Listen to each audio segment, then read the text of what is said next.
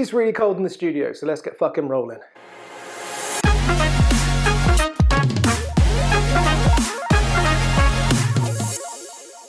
Hello and welcome to another episode of the HEMA Show. I, like always, am your host Stuart, and this is edited by my chilly mate Andy. Say hi, Andy. Yes. Fucking freezing at time of recording. My studio / converted garage is colder than an Eskimo's nutsack. So if I'm doing the whole episode like this, you know, sorry, I'm fucking cold. I mean, can you guys see my breath? I don't know. Hopefully you can. If not, I just made a shit Thomas the Tank Engine impression for like the last 5 seconds.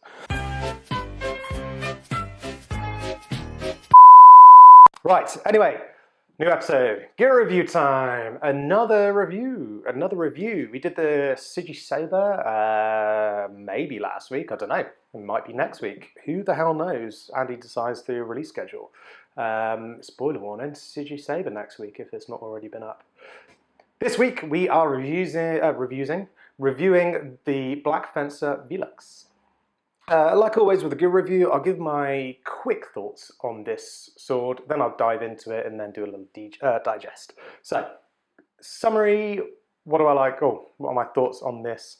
Just as a quick kind of pre-summary. I really like it. I really like it.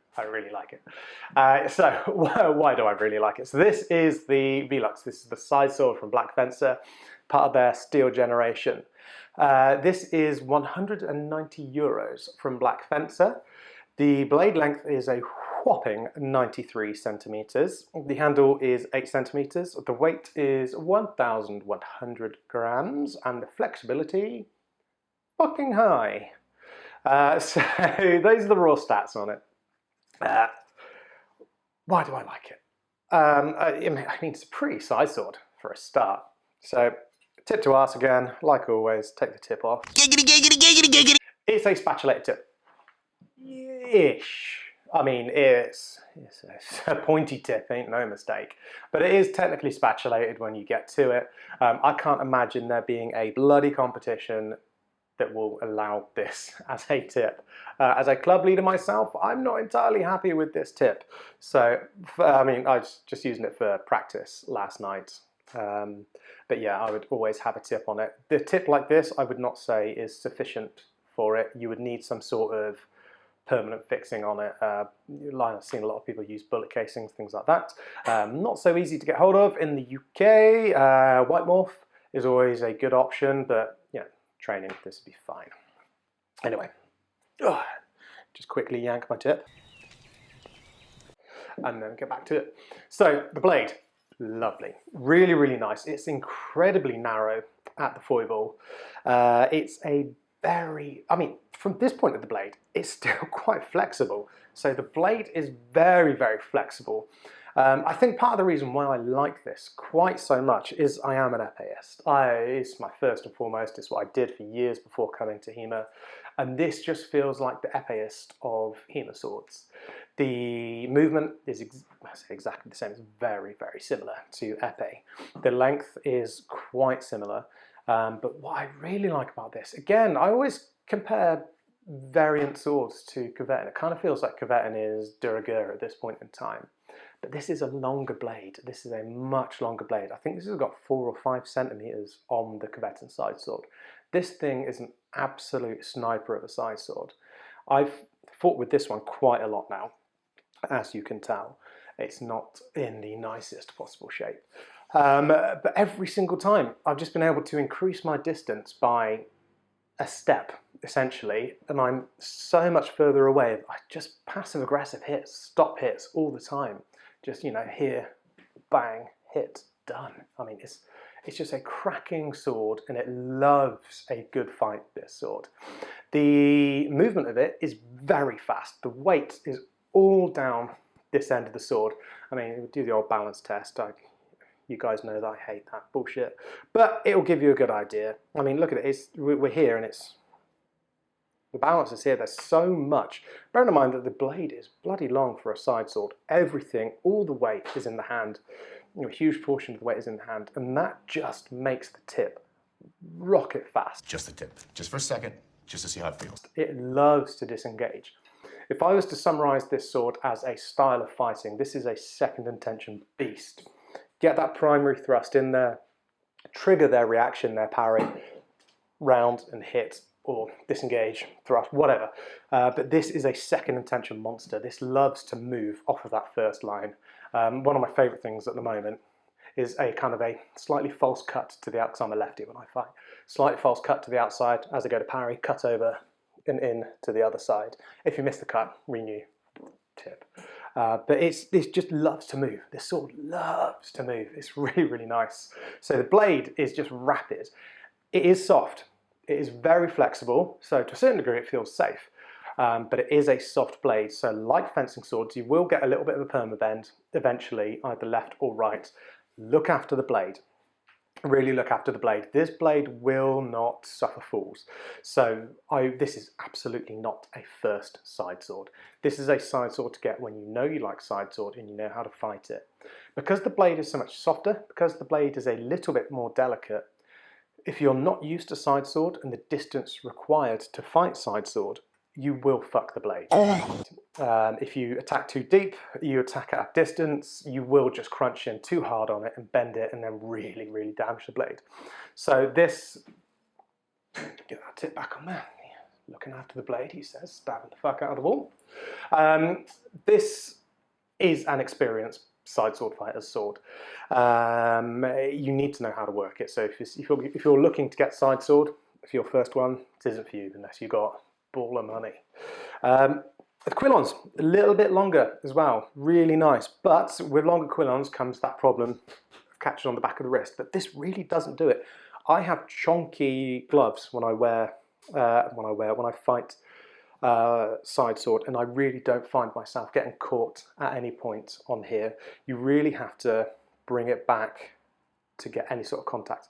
So unlike the, not Black Fencer, this is Black Fencer Reginier side sword, where I commonly see them shorn off by a couple of inches. This really isn't an issue here. Whilst we're at it, the kind of off center, that was me fuck up. I was I was fighting with it quite a lot. I took a monster parry and then I think that's bent it out of shape a little bit. But yeah, the knuckle bow is really good. It's slightly bigger than you see on some other side swords as well, so you can get bigger gloves in there.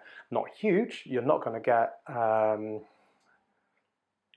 get spares in there or anything like that. You probably won't get sparring glove in there, but it will fit. In fact, last night at time of recording, there were some infinity gauntlets that fit in there really nicely. So there is a larger knuckle bow, so you do have a bit of room to get a decent glove in there. And the pommel is an absolute chonker of a pommel. I suspect this has got something to do with where the weight has come from. The pommel is an absolute monster. It's an absolute beast. It's really heavy. It just sits all the weight. So I just touched the mic and he's going to tell me off. All the weight just sits here in the hand. It just sits really nicely here.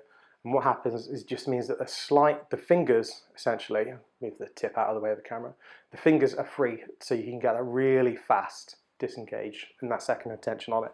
It is just a lovely, lovely, lovely sword. If you're unsure, I am very biased. I love the sword, it's really nice. In my opinion, it's the best side sword I've fought with, and it sits in the little category. I mean, it's 190 euros. Because of fucking Brexit, I bought this direct from Tempest because I couldn't be asked to deal with import and whatnot. So I bought this from Tempest for 240, 50, 60, maybe, pounds. Ask Jay, he'll be able to tell you. Unless my wife is watching, then this was it was 120 quid. But yes, it's a cheap sword. It's a cheap side sword. I mean, all swords, all HEMA swords are pretty expensive. But when you compare to the top of the line side swords, things like Malleus and stuff like that, it's not as good. Obviously, it's not as good. Malleus are tippy top. But they are second mortgage territory. You're looking 500 for a sword from Malleus. And this is 190 from Black Fencer with delivery, wherever the hell you live. So it's really, for what you pay, it's incredibly close. It's half the price of a malleus, depending. But it's not half the quality. So this is that real sweet spot of very, very good for not a huge amount of money. I personally feel like you get more quality than you are paying for with this sword. And all swords are consumable items. All swords die, all swords break. That's fine, get used to it. But when this one breaks, it doesn't feel like it's the end of the world because it's, say, so cheap to replace. It's much more affordable to replace. The only thing I wish they would do would be a threaded tang on the end. This is peened. Yes, it is peened. This is peened, so it breaks a whole new weapon. A threaded pommel would be nice, just so you could buy replacement blades. That would be my one recommendation. A lot of what I'm seeing on reviews, what people are saying is that the blade is far too soft, but honestly, I think that's more of a feature than a bug. I would be interested to see how many of those people are highly experienced with side sword, or those are people coming to side sword from other things. Obviously, nobody is 100% right, nobody is 100% wrong. When it comes to what swords, it's all subjective, it's what you like, but I think there are a lot of positive features with the Velux. I can't see myself buying another side sword that's not a Velux now, unless something comes out that trumps this, but for what you pay, you get a hell of a lot with your sword, and it's not a bad looking sword, it's really not, and it does rust up real good if you leave it in a van overnight, which I will have to deal with. Anyway, so Black Fencer's Velux sword, or Velux side sword. Do I rate it? Yes, I do. I really like it. Should you get one? Yes. You should get one. It's great. Do you fight side sword? If not, do you still get one? Yes. Get one because it's great. Get a freaking Velux. This video is not sponsored, by the way. God, I wish it was. Could do with a second one. But it's just great. It's a great little sword. It is a little workhorse. And it's just, I love it. It moves and it's long. Yeah, I mean, I'm just going over points now, but it is great. I really, really like this. If you are thinking about side sword, yeah, this is certainly a great side sword. Just be mindful that if it's your first side sword, just maybe be a little careful of your distance because you may fuck the tip. Anyway. On to questions.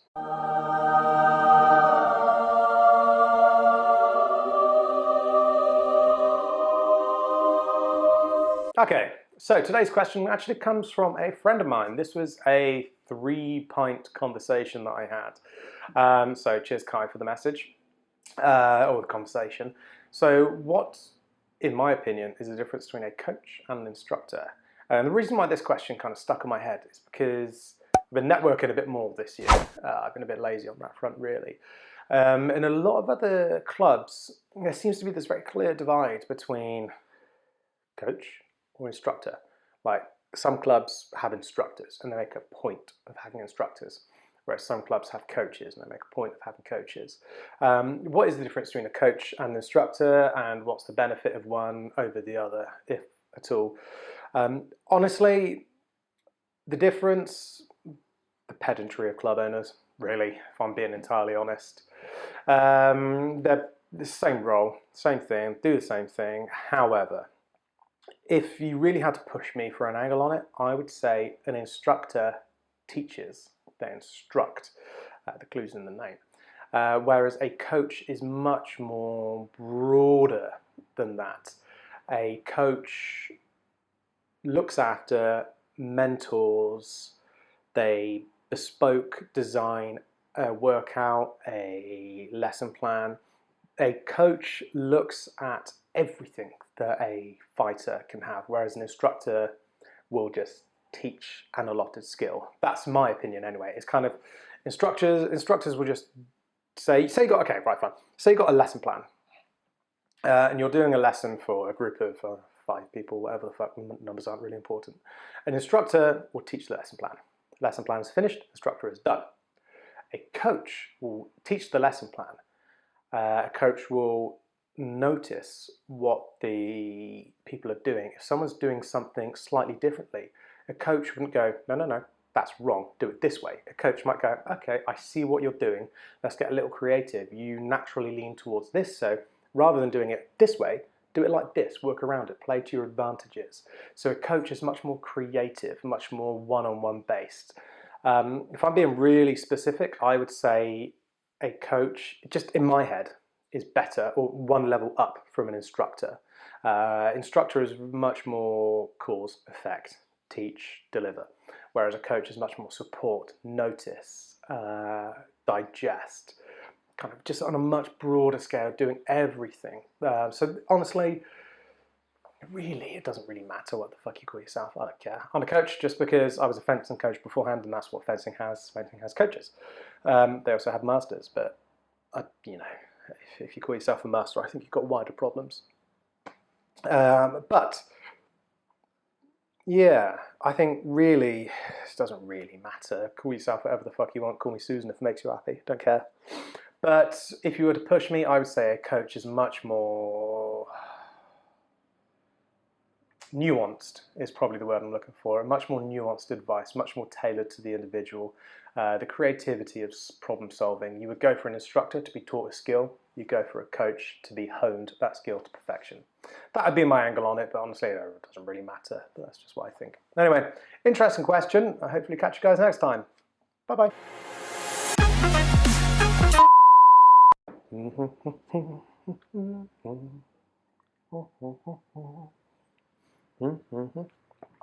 Thomas the Tank Engine. Why is that in my head?